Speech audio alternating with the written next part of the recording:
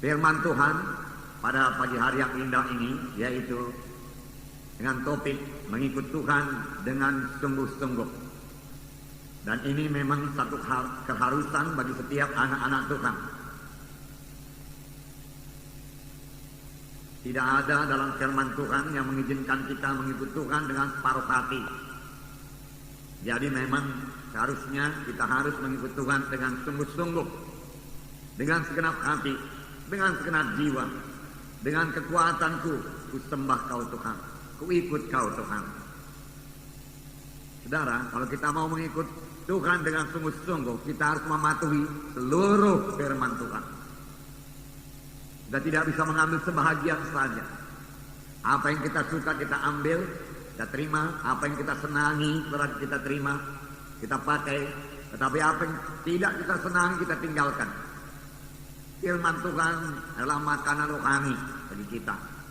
Tetapi bukan sebagaimana makanan badani, saudaraku, yang sudah pernah kita lihat, saudaraku, dalam pesta-pesta di mana satu meja panjang disediakan.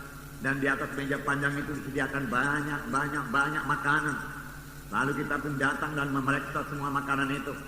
Lalu kita ambil makanan apa yang kita sukai. Lalu kita tinggalkan makanan apa yang kita tidak sukai. Saudaraku, bukan demikian dengan firman Tuhan. Kita harus menerima seluruh firman Tuhan.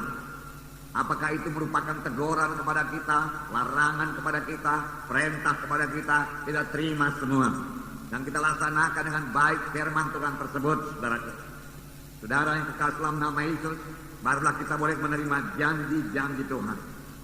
Nah, ada 4 perkara, saudaraku, dalam firman Tuhan yang harus kita perhatikan dan patuhi sungguh-sungguh.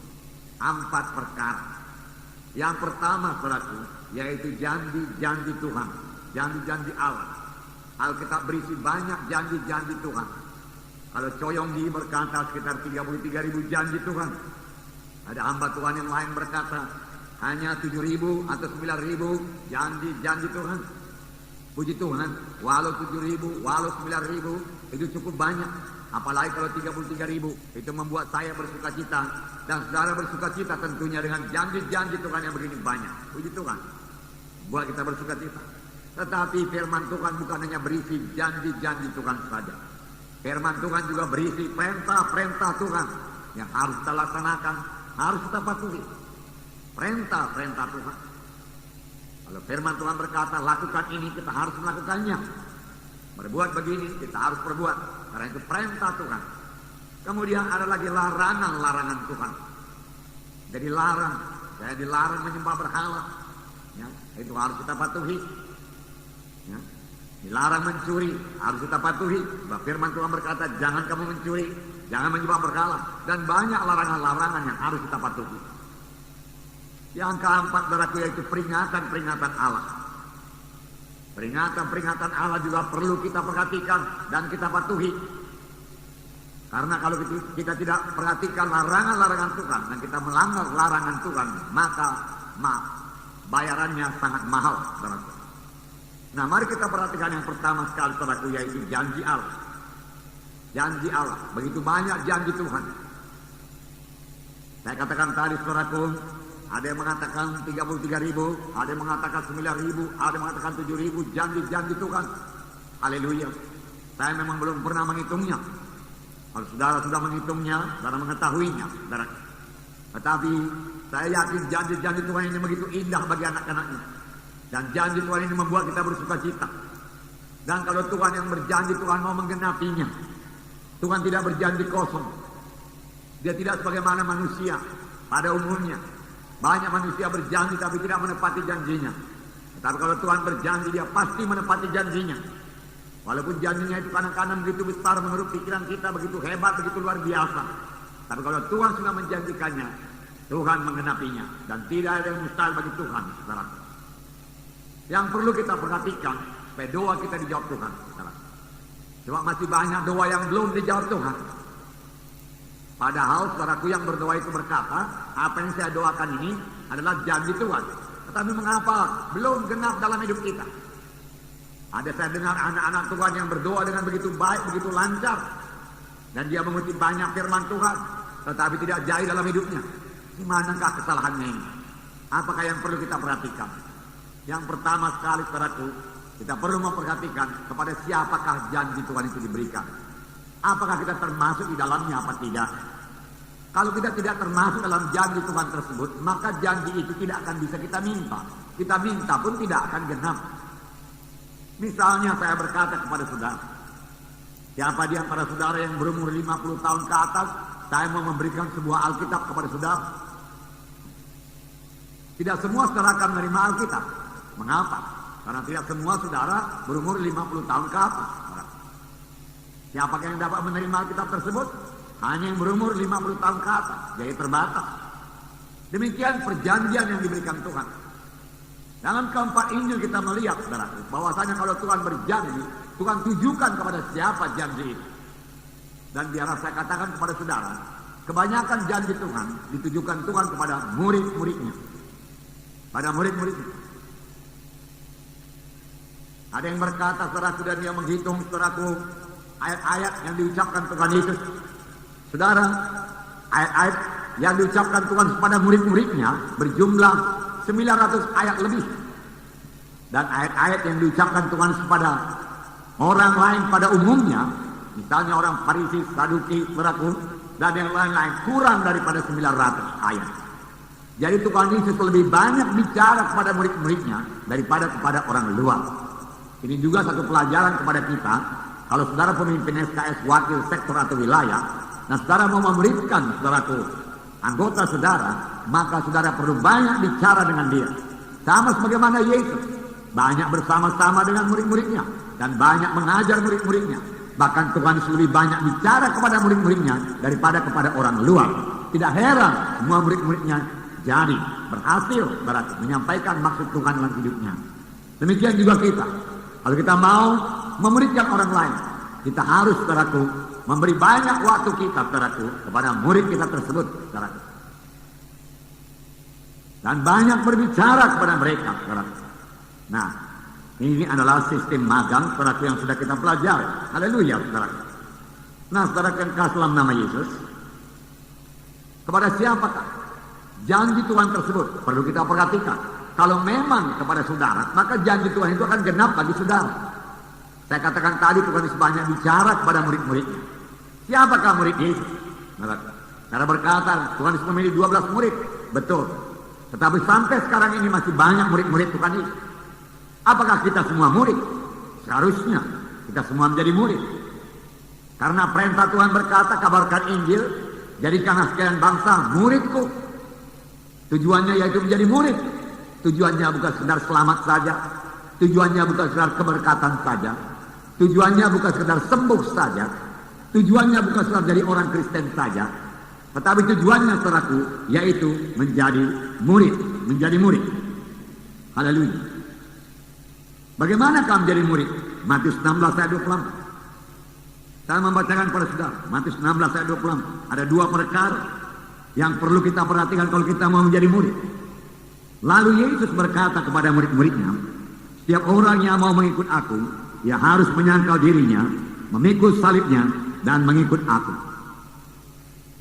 Saudara, di sini ada dua perkara, yaitu menyangkal diri dan memikul salib. Menyangkal diri dan memikul salib. Setiap orang yang mau menjadi murid Yesus perlu menyangkal dirinya dan memikul salibnya. Dalam Lukas 14 ayat 27 ini diulangi lagi supaya lebih tegas. Lukas 14 ayat 27 saya membacakan pada saudara. Barang siapa tidak memikul salibnya dan mengikut aku, ia tidak dapat menjadi muridku. Nah, barang siapa tidak memikul salibnya dan mengikut Yesus, ia tidak dapat menjadi muridku. Tidak dapat menjadi muridku. Kalau firman Tuhan berkata tidak dapat, itu berarti tidak dapat. Dua perkara harus kita genapkan kalau kita mau menjadi murid Yesus. Menyangkal diri, mengangkat salib. Menyangkal diri, mengangkat salib. Kalau kamu tidak menyangkal diri dan tidak mengangkat salib, kamu tidak dapat menjadi muridku. Dua perkara. Firman Tuhan ya dan amin. Kalau firman Tuhan berkata, Yesus berkata, kamu tidak dapat menjadi muridku kalau tidak menyangkal diri dan mengangkat salib. Kita tidak usah mencari jalan yang lain. Kita tidak usah berbalah-balah dengan Tuhan dengan berkata, Tuhan, barangkali tanpa muridmu tidak bisa. Tuhan sudah berkata tidak bisa, berarti tidak bisa. Kalaupun ada yang berkata, Tuhan, aku tidak mau menyangkal diri, aku mau kehendakku saja yang kuturuti, tapi aku mau menjadi muridmu, tidak bisa, Tuhan berkata. Karena jelas firman Tuhan berkata, siapa yang tidak menyangkal dirinya dan tidak memikul salibnya, tidak dapat menjadi muridku. Apakah itu menyangkal diri? Saudara berkata, dari perkataannya saudara sudah tahu. Sangkallah diri saudara. Katakan tidak kepada kehendak saudara. Katakan tidak kepada kemauan saudara. Katakan tidak kepada rencana saudara. Sepanjang rencana itu bukan jalan Tuhan, bukan rencana Tuhan. Katakan tidak, saudaraku, kepada keinginan saudara. Sepanjang keinginan saudara itu tidak sesuai dengan kehendak Tuhan. Kehendakmu jadi Tuhan, bukan kehendakku, tapi kehendakmu jadi. Nah, saudaraku, haleluya, haleluya, saudaraku, puji Tuhan. Nah, jadi saudaraku, dua-dua harus digenapi, menyangkal diri dan memikul salib. Menyangkal diri, kita mengatakan tidak. Kalau bukan kehendakmu Tuhan, aku tidak mau. Kehendakku tidak jadi, kehendakmu yang jadi Tuhan. Itu menyangkal diri. Jadi singkat, saudara bisa mengerti. Saudara mau pergi ke satu tempat, Tuhan berkata tidak, berarti tidak lagi. Itu menyangkal diri. Saudara mau memilih pelayanan ini, misalnya saudara mau memilih pelayanan musik, Tuhan berkata engkau penyanyi, jadilah penyanyi. Amin, saudaraku. Saudara mau menjadi rasul, tapi rupanya saudara hanya seorang penginjil, jadilah penginjil atau guru. Kalau Tuhan berkata guru, guru.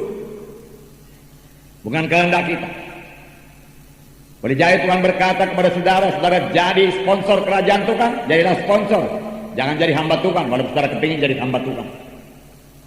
Bukan kehendakku, kehendakmu jadi Tuhan. Kemudian apa yang dimaksud dengan memikul salib? Saudaraku, memikul salib. Salah satu artinya saudaraku yaitu sama dengan menyangkal diri.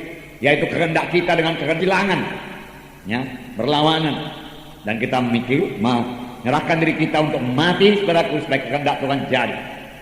Tapi ada arti yang lain, yaitu mati siaku kita, manusia lama disalibkan. Kalau seorang mengangkat salib di Yerusalem, orang-orang tahu bahwasanya orang itu pasti mati. Kalau dia sudah memikul salibnya, kalau dia disalib di kayu salib, dan kalau dia tidak sampai mati, maka pengawal akan mematikan dia. Boleh jadi mematahkan kakinya, boleh jadi menusuk lambungnya. Pokoknya yang mengangkat salib, saudaraku, harus mati. Jadi dua perkara, saudaraku, menyangkal diri dan mengangkat salib, dan memikul salib. Haleluya. Nah, dalam Lukas 14 ayat 33 ini, saudaraku, dikatakan, demikian pula lah tiap-tiap orang di antara kamu yang tidak melepaskan dirinya dari segala miliknya tidak dapat menjadi muridku. Nah, ini lebih hebat lagi. Demikian pula lah tiap-tiap orang di antara kamu yang tidak melepaskan dirinya dari segala miliknya tidak dapat menjadi milikku, tidak dapat menjadi muridku. Ini Tuhan Yesus bicara mengenai milik kita. Apa artinya ini? Yaitu milik saya bukan milik saya lagi, tapi milik Tuhan. Berat ya, saudaraku. Ya. Segala milik saya, milikmu Tuhan. Kehendakmu jadi Tuhan. Firman Tuhan lagi-lagi berkata, tiap-tiap orang di antara kamu yang tidak melepaskan dirinya dari segala miliknya tidak dapat. Jadi kalau kita berkata hanya separuh milik saya boleh diserahkan padamu Tuhan, yang separuh lagi tidak. Tuhan berkata kamu tidak dapat jadi muridku. Berat jadi murid. Hitung biayanya. Kalau saudara baca ayat di atasnya, memang Tuhan menyuruh kita menghitung harganya menjadi murid. Menghitung harganya menjadi murid. Haleluya. Sudah bagus kalimatnya. Puji Tuhan. Sebab siapakah di antara kamu yang kalau mau mendirikan sebuah menara tidak duduk dahulu membuat anggaran biayanya, kalau cukup uangnya untuk menyelesaikan pekerjaan itu, supaya kalau ia sudah meletakkan dasarnya dan tidak dapat menyelesaikannya, jangan-jangan semua orang yang melihatnya mengejek dia. Tuhan menyuruh, kalau kamu mau mendirikan menara, coba hitung dulu biayanya. Berapa biayanya? Supaya jangan sudah kamu mulai meletakkan dasar tidak dapat menyelesaikannya, lalu orang lain mengolok-olok kamu. Kemudian satu contoh lagi diberikan Tuhan. Atau raja manakah yang kalau mau pergi berperang melawan raja lain, tidak duduk dahulu untuk mempertimbangkan apakah dengan 10.000 orang ia sanggup menghadapi lawan yang mendatanginya dengan 20.000 orang? Jikalau tidak, ia akan mengirim utusan selama musuh itu masih jauh untuk menanyakan syarat-syarat perdamaian. Atau raja mana yang mau berperang, tidak mengukur kekuatan musuh, tidak menghitung kekuatan musuh dan menghitung kekuatan sendiri? Kalau memang tidak sanggup, maka berdamailah, dia katakan. Kemudian ayat 33 datang, di mana dia katakan, demikian pula lah tiap orang di antara kamu yang tidak melepaskan dirinya dari segala miliknya tidak dapat menjadi muridku. Kalau saudara mau janji-janji Tuhan yang diberikan Tuhan kepada murid-muridnya genap kepada saudara, maka saudara harus menjadi murid lebih dahulu. Amin, saudara. Haleluya. Ya. Ada 3 syarat yang minta Tuhan menjadi murid. Masih ada syarat yang lain, tapi ini syarat yang utama. Yang pertama yaitu penyangkalan diri, bukan kehendakku. Mengatakan tidak kepada kehendak kita, iya kepada kehendak Tuhan. Yang kedua memikul salib, di mana siaku kita, kesombongan kita, membesarkan diri sendiri, mementingkan diri sendiri, dikuburkan, disalibkan, mati. Jadi kita tidak membesarkan diri, menyombongkan diri, siaku kita tidak lagi, saudaraku. Semua kemuliaan bagi Tuhan. Yang ketiga, saudaraku, yaitu miliknya diserahkan kepada Tuhan, menjadi milik Tuhan. Ini berarti penyerahan diri sepenuh kepada Tuhan. Penyerahan diri sepenuh kepada Tuhan.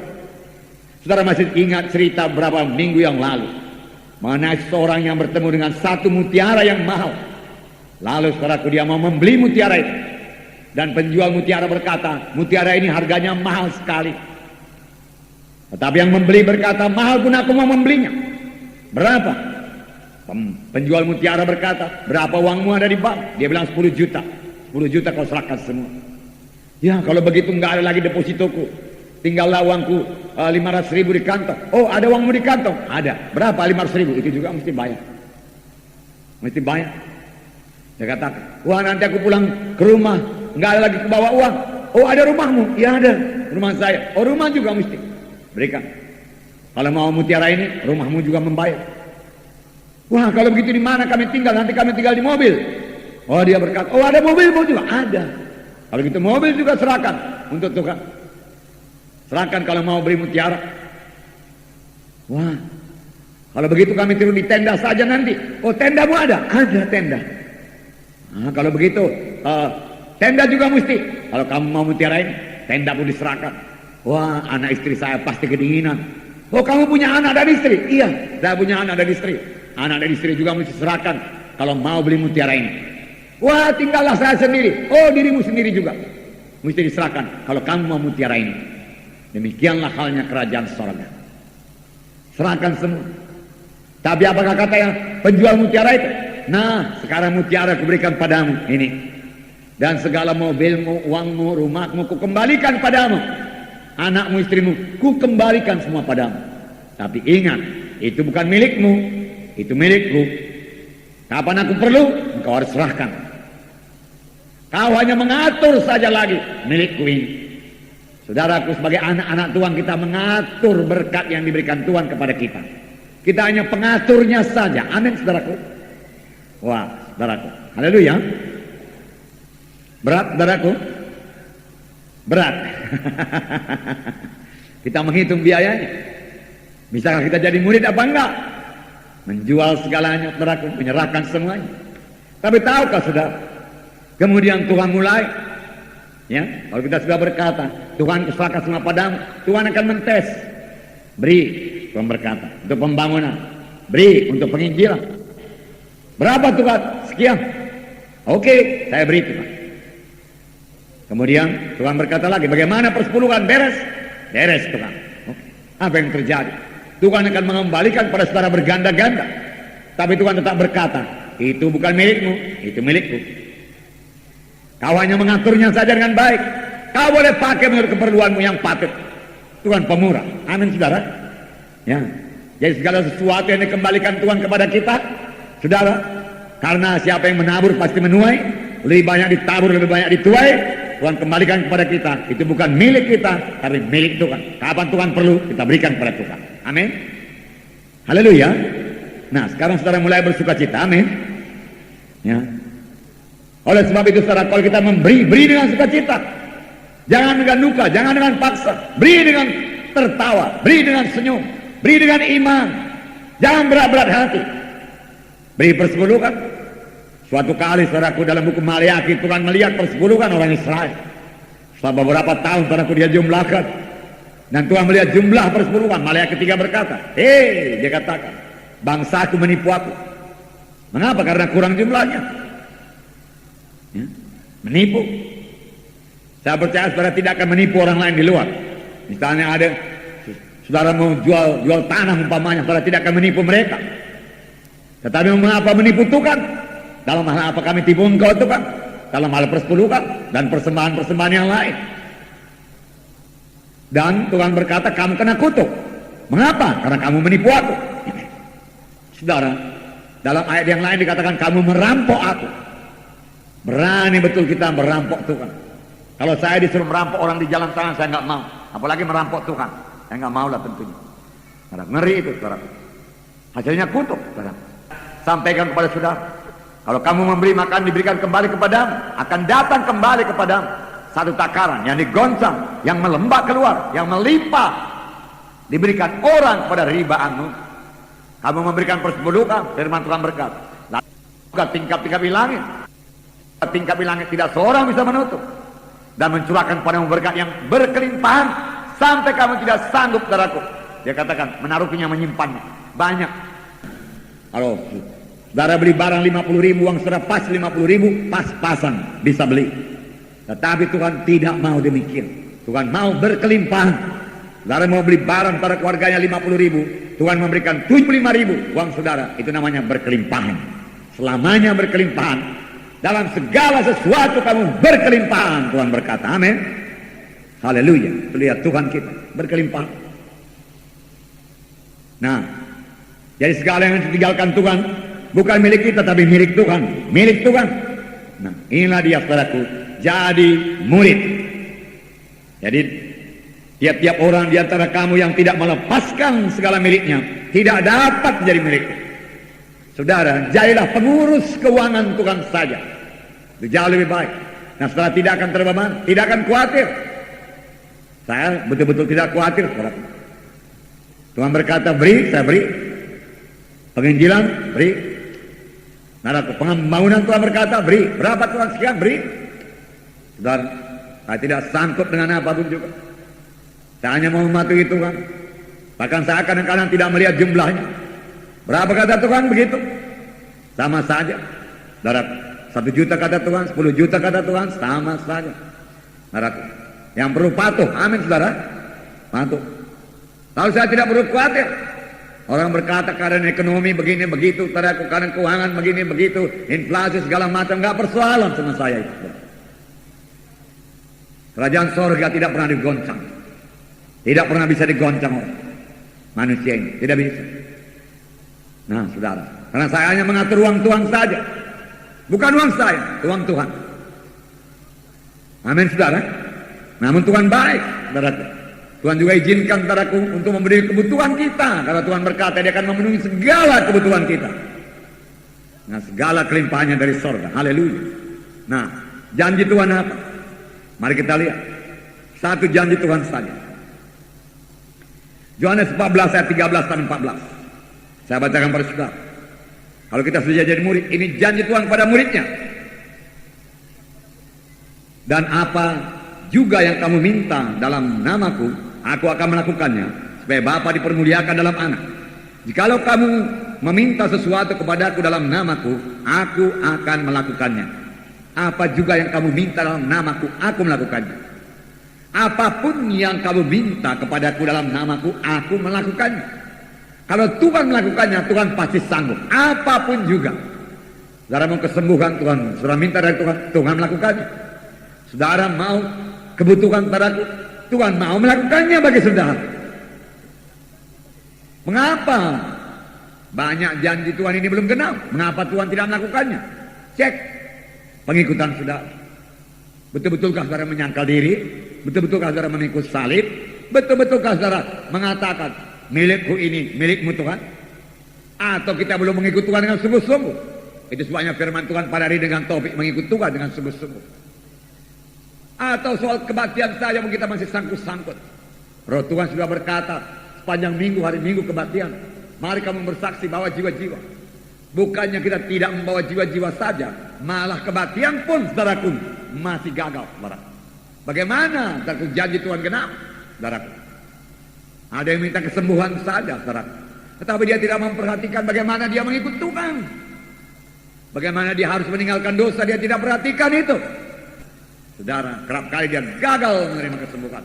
Sebab yang penting kepada Tuhan yaitu jiwa saudara, bukan tubuh saudara. Roh, jiwa dan tubuh. Firman Tuhan berkata, kerap kali manusia membalik tubuh, jiwa dan roh. Tapi kepada Tuhan, roh, jiwa dan tubuh sejahtera. Nomor satu saudaraku, Tuhan kehendaki kita selamat, roh kita selamat, saudaraku, jiwa kita selamat. Baru Tuhan menjamah tubuh kita. Tidak sulit kepada Tuhan memberikan kesehatan kepada kita. Haleluya. Nah, saudara yang kasih dalam nama Yesus. Kemudian ayat 19. Ada sedikit janji lagi, masih banyak janji ya saudaraku. Dan tidak bisa dibaca ini semua. Dalam Yohanes 14 ini tadi ayat 19. Tinggal sesaat lagi dan dunia tidak akan melihat aku lagi, tetapi kamu melihat aku, sebab aku hidup dan kamu pun hidup. Haleluya. Sebab Yesus hidup, saya hidup, saudara hidup. Sebab Yesus hidup, saya beroleh hidup yang kekal, saudara beroleh hidup yang kekal. Karena saya murid Yesus, saudara murid Yesus. Hidup di dunia ini 80, 90, 100 tahun. Kalaupun sampai, kebanyakan saya lihat saudaraku 40 tahun, 50 tahun saudaraku. Banyak yang sudah sakit, lumpuh saudaraku dan macam sebagainya saudaraku. Saudara, tapi dalam Tuhan, Tuhan menjadikan kesehatan kepada kita, umur panjang kepada kita. Dan sesudah itu kita beroleh hidup yang kekal. Amin saudara.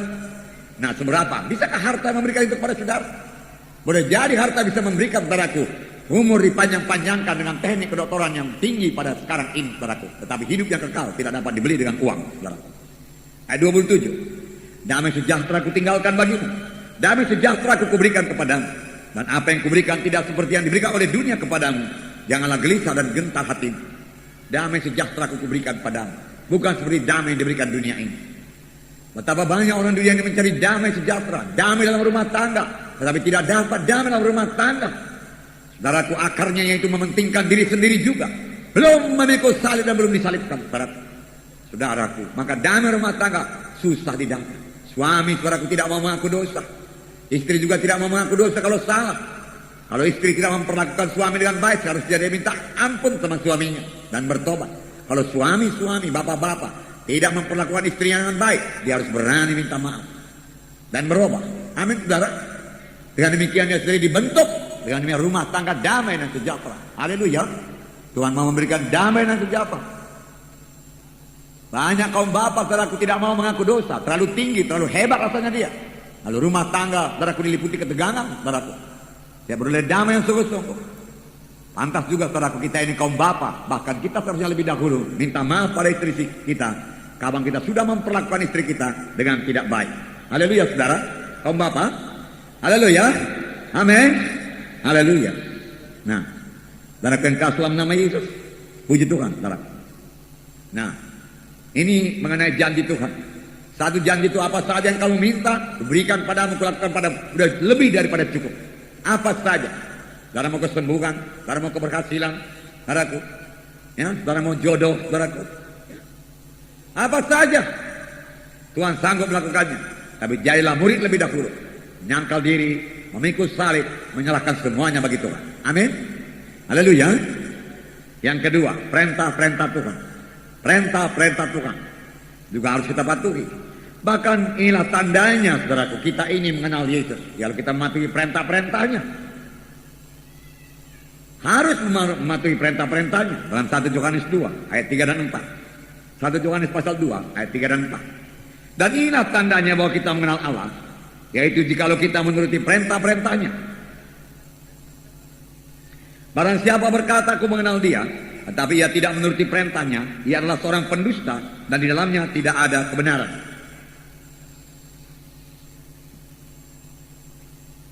Jelas di sini dikatakan, inilah tandanya kita mengenal Allah, kita anak-anak Allah, kita orang Kristen sejati. Jikalau kita menuruti perintah-perintahnya. Kalau kita katakan kita orang Kristen, tapi kita tidak mengikuti perintah-perintahnya, maka kita menjadi pendusta dan pada kita tidak ada kebenaran. Marilah dengan patuh kita mematuhi perintah-perintah Tuhan. Amin, saudara. Patuhi perintah-perintah Tuhan, amin, saudara. Ini firman Tuhan hari ini membawa saudara dewasa. Amin, saudara. Saya mengajak saudara pada hari ini. Satu perintah lagi. Saya bacakan pada saudara. Banyak perintah, tapi hari ini satu. Dari genapkan, saya bersyukur kepada Tuhan. Haleluya. Dan saudara bisa menggenapkan satu perintah saja. Yohanes 13, 34 dan 35. Saya membacakan pada saudara. Aku memberikan perintah baru kepada kamu, yaitu supaya kamu saling mengasihi, sama seperti aku telah mengasihi kamu. Demikian pula kamu harus saling mengasihi. Dengan demikian semua orang akan tahu bahwa kamu adalah murid-muridku, yaitu jikalau kamu saling mengasihi. Pertama di sini dikatakan, aku memberikan perintah baru kepada kamu. Murid-murid sudah mengenal banyak perintah dalam hukum Taurat. Sehingga ada orang yang bertanya, Tuhan, manakah hukum yang utama, perintah yang utama? Kasihilah Tuhan Allahmu dengan segenap hatimu, jiwamu, dan kasihi sesama manusia seperti dirimu sendiri. Tetapi kali ini murid-murid juga sudah mengetahui 10 hukum yang utama. Yang ada padamu ilah yang lain, jangan mencuri, jangan membunuh, dan lain sebagainya. Tetapi Tuhan berkata kepada murid-muridnya, aku memberikan perintah baru kepadamu. Perintah ini baru, yang akan mencakup semua perintah dalam hukum Taurat. Perintah baru. Apakah itu? Yaitu supaya kamu saling mengasihi, sama seperti aku telah mengasihi kamu. Saudaraku, sangat simpel. Tuhan menerangkan. Tuhan tidak berkata, aku memberikan perintah baru kepadamu, kamu berdoa 10 hari, maka akan diberikan kepadamu. Tidak. Yaitu, Tuhan teruskan, kamu saling mengasihi satu sama lain, sebagai amanah aku mengasihi kamu. Saudara lihat, Tuhan menyerahkan dirinya bagi kita. Amin, saudara. Tidak ada kasih yang lebih besar daripada kasih seorang sahabat yang menyerahkan dirinya untuk sahabatnya tersebut. Itulah dia, Yesus. Dengan demikian semua orang akan tahu bahwa kamu adalah murid-muridku, yaitu jikalau kamu saling mengasihi. Dunia akan mengerti kita ini murid-murid Tuhan jikalau kita saling mengasihi. Biarlah dunia menilai apakah dia lihat kasih Yesus dalam kita, dalam sidangnya ini. Apakah kita saling mengasihi atau saling mengkritik, atau saling bertengkar, saling berkelahi, saling mementingkan diri sendiri, tidak peduli orang lain. Kalau kita berkelahi, bertengkar, saudaraku, tidak peduli orang lain, maka dunia tidak melihat kasih Kristus. Dunia tidak mengenal kita sebagai murid Tuhan Yesus, walaupun kita memakai badge di sini, saya orang Kristen, Yesus dalam diriku. Ya, saudara, bukan itu yang menandakan kita ini orang Kristen sejati, yaitu kasih, saling mengasihi satu sama lain. Amin, saudara. Mengasihi satu sama lain. Nah, saudara, dalam Galatia 5:14 dikatakan bahwasanya kalau kita melaksanakan yang demikian, seluruh hukum Taurat sudah kita genapi. Galatia pasal 5 ayat 14. Seluruh hukum Taurat tercakup dalam satu firman ini, yaitu kasihilah sesama manusia seperti dirimu sendiri. Kasihilah sesamamu manusia seperti dirimu sendiri. Seluruh hukum Taurat sudah tercakup di sini. Firman Tuhan berkata, seluruh hukum Taurat tercakup dalam satu firman ini. Nah, saudaraku, ada 2 ayat lagi yang meneguhkan hal ini. Dalam 1 Yohanes 3 ayat 14. Kalau memang kita berkata kita mengasihi Tuhan Yesus, apa kita perbuat? 1 Yohanes pasal 3 ayat 14. Saya membacakan pada saudara. Kita tahu bahwa kita sudah berpindah dari maut dalam hidup, yaitu karena kita mengasihi saudara kita. Barang siapa tidak mengasihi, ia tetap dalam maut. Benarkah kita mengasihi saudara kita? Marilah mengasihi saudara kita. Marilah doakan dia. Ini tangga pertama saudara mengasihi sesama anak-anak Tuhan. Doakan anak Tuhan ini. Pada pemimpin kelompok sel, saudara sudah punya nama-nama anggota kelompok sel saudara. Alangkah baiknya kalau satu persatu saudara doakan. Maka Tuhan akan memberkati kelompok saudara. Dan akan melihat perubahan pada jiwa-jiwa itu. Dan kasih saudara kepada jiwa-jiwa itu bertambah-tambah. Kalau saudara mulai mendoakannya dengan kasih kepada Tuhan.